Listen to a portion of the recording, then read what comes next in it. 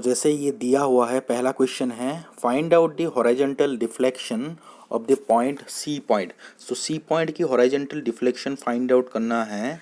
यहाँ पे एक ट्रस दिया हुआ है एंड हर एक जितने भी ट्रस में क्रॉस सेक्शनल मेंबर्स है, सब मेंबर्स की हम लोगों को एरिया, हम लोग के पास एरिया दिया हुआ है हर एक मेंबर्स की। जैसे सी बी है, सी डी है, डी ई है, ए डी मेंबर है, ए बी मेंबर है, ए ई मेंबर, हर एक मेंबर्स की एरिया दिया हुआ है क्वेश्चन में ही।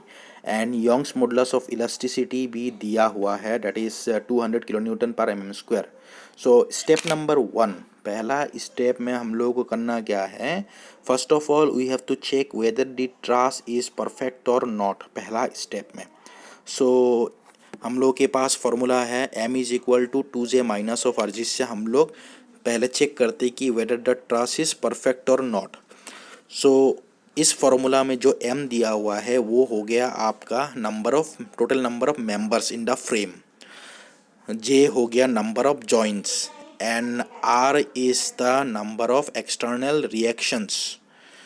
जैसे इस क्वेश्चन में दिया हुआ है, आप जैसे हम लोगों को पहले काउंट करना है कि नंबर ऑफ मेंबर्स कितना है, B to C, C to D, D to E, A to E, A to D, A to B, तो टोटल हम लोग फिर बी टू डी, सब मिला के हम लोग के पास 7 मेंबर है, 7 मेंबर्स। एंड जॉइंट हो गया आपका A E B D N C, 5 joint हो गया। And capital letter R is the number of equilibrium equation which is equal to the 3। जब हम लोगों ने कैलकुलेट किया तो left hand side equal to right hand side मिल चुका है, that is m is equal to 2j minus of r। इसका मतलब यही है कि जो फ्रेम मिला है वो फ्रेम हम लोगों के परफेक्ट है। उसके बाद स्टेप नंबर 2 में करना क्या है कि मेथड ऑफ जॉइंट यूज़ करना है, और यूज़ करके जितने भी इस ट्रस में मेंबर्स है, हर एक मेंबर्स में हम लोग को मेंबर फोर्सेस फाइंड आउट करना है। तो पहले क्या करना होगा, हम लोगों की 3 इक्विलिब्रियम इक्वेशन जो है वो 3 इक्विलिब्रियम इक्वेशन यूज़ करके हम लोगों को vertical reaction at A, vertical reaction at E and horizontal reaction at A find out करना है। तो first of all summation of vertical is equal to 0, ये पहला इक्विलिब्रियम इक्वेशन है। जैसे हम लोग देख पा रहे हैं कि V A is equal V A plus V E is total upward force is equal to total downward force है ही नहीं, तो जिसके कारण V A plus V E equal to 0 हो गया। हॉरिजॉन्टल फोर्स इक्वल टू 0 हो गया। तो जैसे horizontal force is equal to 0 हो गया तो H A plus H B नहीं है, H A is equal to H से प्लस 30 इक्वल टू 0, क्योंकि दोनों ही 30 और एच हॉरिजॉन्टल एट ए दोनों ही सेम डायरेक्शन पे है, तो दोनों प्लस करके 30 आ रहा है। तो horizontal at A equal to -30 kilo newton आ चुके हैं। उसके बाद ए एंड ई पॉइंट है, इन दोनों पॉइंट में किसी एक में हम लोग को मोमेंट फाइंड आउट करना है। जैसे हम लोगों ने ए पॉइंट में मोमेंट फाइंड आउट किया, तो मोमेंट फाइंड आउट करने के लिए जितने भी एक्सटर्नल रिएक्शंस है उन reactions into perpendicular distance multiply करना है। जैसे ए पॉइंट में हम लोग मोमेंट फाइंड आउट करें तो एक्सटर्नल रिएक्शंस कौन कौन सा है, horizontal at A, vertical at E and 30 kilo newton. लेकिन यहाँ पे ए पॉइंट में हॉरिजॉन्टल एट ए है एंड वर्टिकल एट ए है, तो इन दोनों की इफेक्ट आएगी नहीं। तो हम लोग के पास दो ही रह चुके हैं अभी, एक हो गया 30 किलो न्यूटन, एक हो गया वर्टिकल एट ई।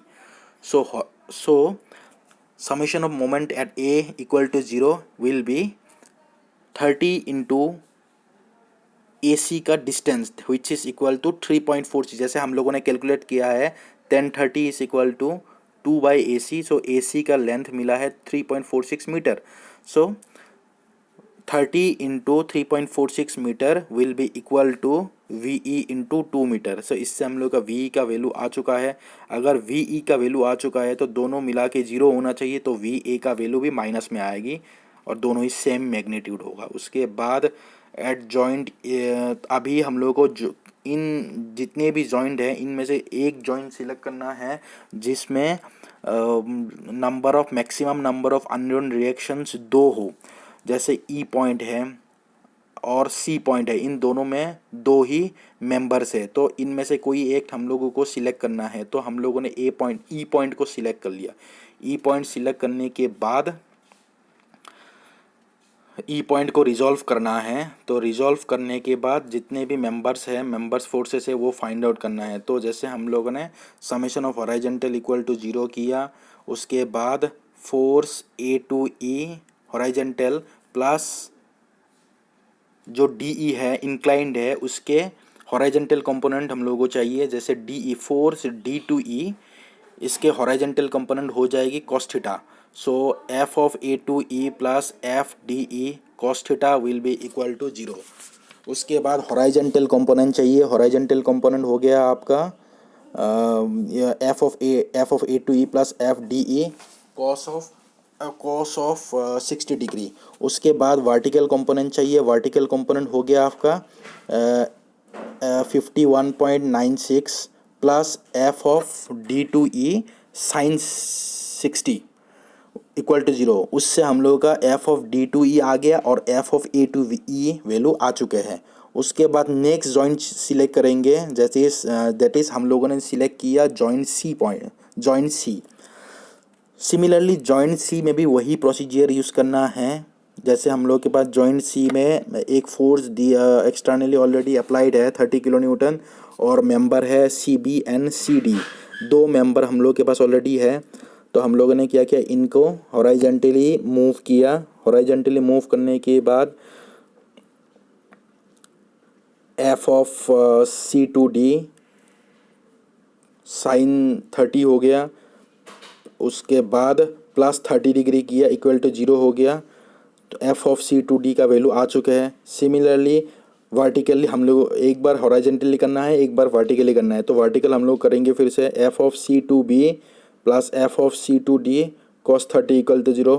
तो उससे हम लोग का F of C to B आ चुका है फिर से, दैट इज़ 51.96 किलो न्यूटन।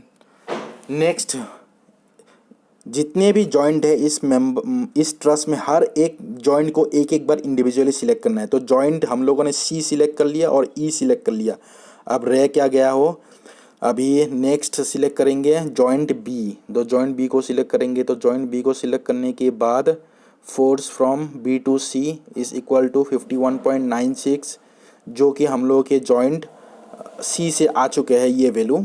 उसके बाद vertical is equal to 0, so force from B to D will be equal to 0 and B to A will be equal to force from B to C which is equal to 51.96। उसके बाद next फिर से दूसरा joint लेंगे। जैसे हम लोगों ने जॉइंट ए को सिलेक्ट किया। जॉइंट ए को सिलेक्ट करने के बाद जॉइंट ए को हम लोगों ने ड्रॉ किया। उसके बाद फिर से हम लोगों को रिजॉल्व करना है हॉराइजेंटली एंड वर्टिकली। जैसे हम लोगों ने किया फिर से हॉराइजेंटली हम लोग करेंगे। Horizontally is equal to 0, that is -30 plus 30। जैसे जैसे हम लोग देख पा रहे हैं, एक 30 राइट की तरफ जा रहे हैं और एक -30 वो भी राइट की तरफ जा रहे हैं, तो दोनों प्लस सम अप हो गया। उसके बाद F of A to D जो इंक्लाइंड है उसको हम लोग हॉराइजेंटल करेंगे। तो F of A to D cos 30 बन जाएगा equal to 0। So F of A to D का वैल्यू 0 आ चुका है। उसके बाद वर्टिकल करेंगे। वर्टिकल करने के बाद 51.96 एक आ चुके हैं। दोनों ही 51.96, एक प्लस है एक माइनस है, लेकिन सेम डायरेक्शन पे होने के कारण दोनों को सम अप करेंगे। उसके बाद F of A to D vertical component हो जाएगी sine 30 degree equal to 0। So F of A to D का वैल्यू भी आ चुके हैं। उसके बाद हम लोगों को फाइंड आउट क्या करना है, जो मेन एम है डिफ्लेक्शन फाइंड आउट करना है। We know that deflection is equal to summation of N into L by A E.